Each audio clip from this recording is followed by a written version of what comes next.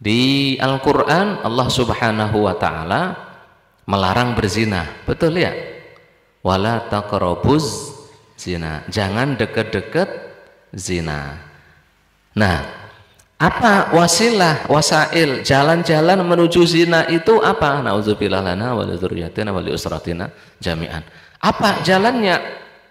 Ditutup, enggak boleh, karena baginda Nabi juga menutupnya. Di antara wasilahnya adalah laki-laki yang bukan suami istri, bukan mahram, berduaan. Boleh atau boleh? Tidak boleh, iya kan? Karena mengapa? Hal tersebut adalah wasilah menuju kepada perzinahan. Di antaranya juga ikhtilat. Ikhtilat, laki-laki perempuan campur baur tanpa ada batasan, benar-benar campur baur. Ini ada laki-laki, ada perempuan, tapi nggak campur baur kan? Meskipun dengan suami sendiri juga tetap terpisah. Coba ini seandainya emak-emak di sini campur dengan bapaknya, Pak Ngadimin samping istrinya, Pak Teguh samping istrinya, Pak Rudi samping istrinya, semuanya. Yang nggak bawa istri lah ngelirik istri temennya, iya apa enggak? Lelah iya, ini mana yang bening kira-kira, pasti gitu. Iya. Makanya ikhtilat juga, ikhtilat ketika ikhtilatnya tidak benar, jadi tidak semua ikhtilat campur baur laki-laki itu enggak baik, tidak semua gitu. Ketika ikhtilat campur baur laki-laki itu mengarah kepada kemaksiatan, maka campur baur tadi haram. Kalau tidak mengarah kepada kemaksiatan, sekedar mengkhawatirkan, sebaiknya dihindari. Ini kalau kita lihat buku-buku fikih ulama zaman dulu menganjurkan perempuan untuk tawaf tidak dekat Ka'bah. Tawafnya agak jauh minggir. Biar yang di dekat Ka'bah itu siapa? Para laki-laki, ya. Apalagi mak-mak pengen nyium Hajar Aswad. Wah, itu rintangan dan perjuangannya luar biasa. Kegencet, kecemet gitu. Ya, wal'iyadzubillah, salah-salah pengen nyium Hajar Aswad malah pipinya kecium. Mungkin nggak secara logika? Mungkin gitu. Makanya para ulama zaman dulu menganjurkan, ya meskipun tawaf itu kan nggak maksiat ya, tawaf itu ibadah, tapi ketika dikhawatirkan terjadi hal yang tidak baik, perempuan sebaiknya tawaf di agak menjauh saja. Jangankan perempuan, Umar bin Al-Khattab itu dalam beberapa riwayat dilarang oleh Nabi, kamu jangan ikut-ikut untuk nyium Hajar Aswad. Karena Umar bin Khattab itu orangnya tegap gitu, gagah. Nanti kalau bergerak sedikit, yang kecil-kecil kayak saya ini pada jatuh semua. Lah iya, orang kalau gede-gede ketemu orang kecil-kecil kayak saya ini, yang kecil-kecil kudu minggir. Makanya kata Nabi, udah jangan ikut-ikut. Nah, semua jalan menuju yang haram hukumnya haram. Itu namanya saddud dara'i atau saddud dari'ah, menutup celah, menutup jalan menuju hal yang haram. Arisan, hukum asal arisan, reuni, apa hukum asalnya? Halal. Iya, halal. Namanya arisan, cuma pengen ketemu gitu kan, saling ngutangi duluan gantian gitu. Reuni, temu kangen gitu kan, dengan teman-teman SMP, SD, SMA gitu, teman-teman kuliah, reuni halal.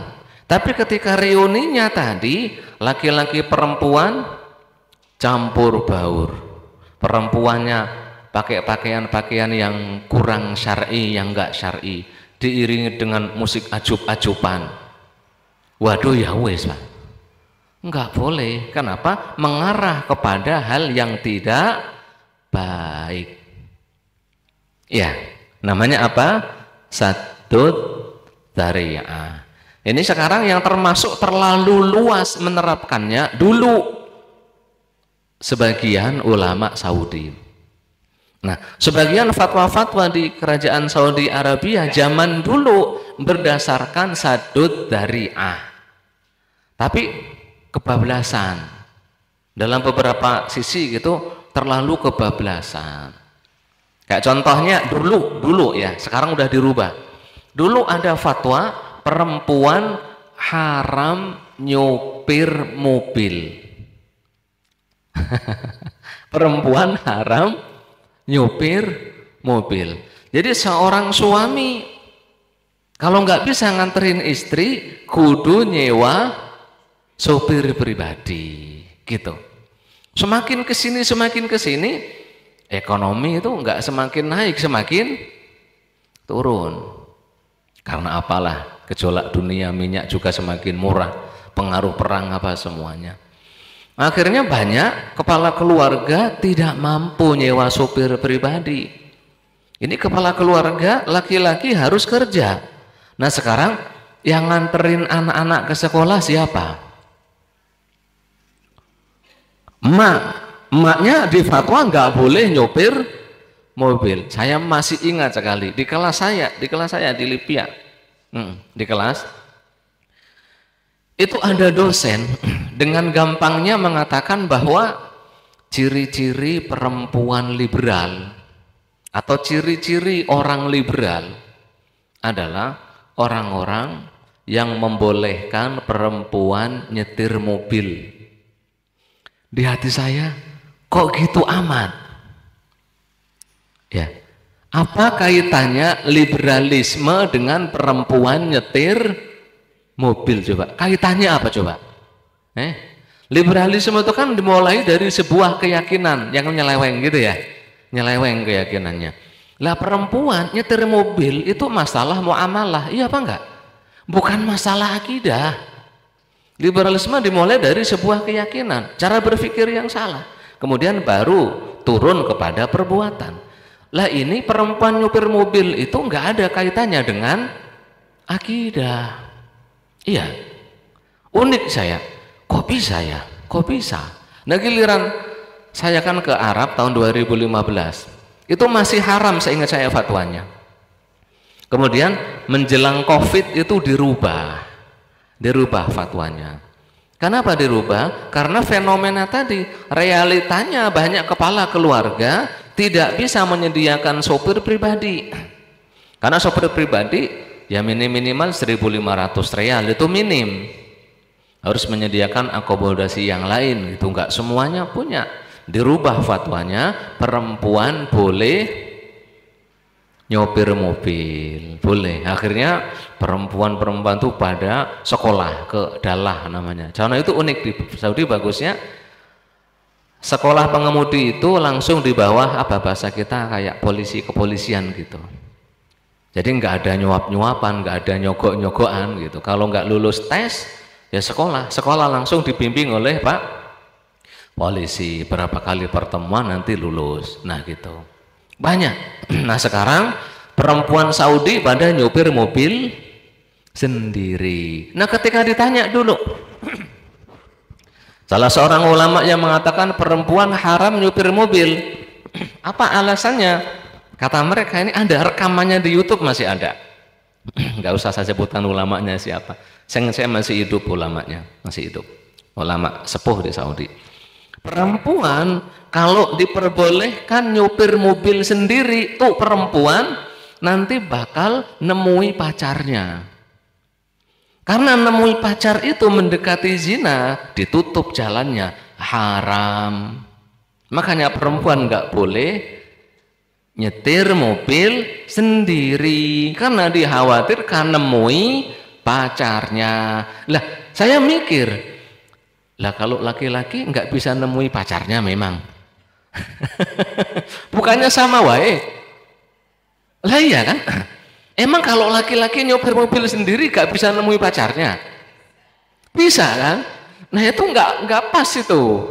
Padahal dalam kaidah usul fikih al hukmu yaduru ma'a illatihi wujudan wa adaman.